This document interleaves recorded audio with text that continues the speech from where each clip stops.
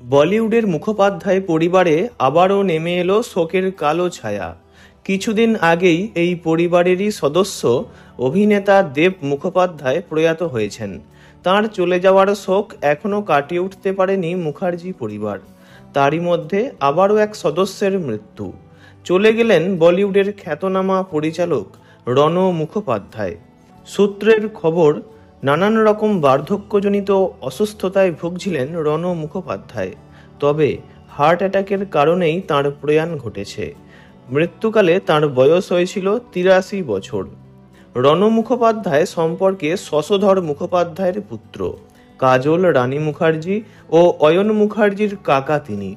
সঙ্গে সম্রাট ও সর্বাণী মুখোপাধ্যায়ের বাবা।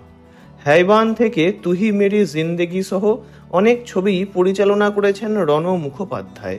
তবে তিনি ভাই দেব মুখোপাধ্যায় ও জয় মুখোপাধ্যায়ের মতো জনপ্রিয় ছিলেন না। রণ মুখোপাধ্যায়ের মেয়ে সর্বাণীও একজন অভিনেত্রী।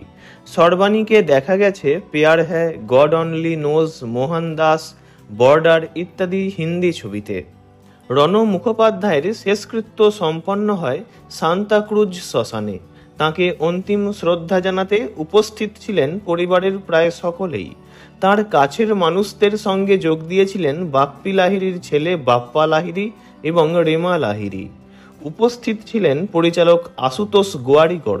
ছেলে সম্রাট বাবার শেষকৃত্য সম্পন্ন করেন।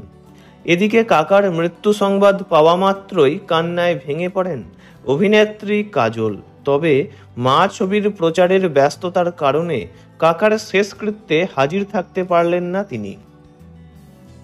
ভিডিওটি এইটুকুই।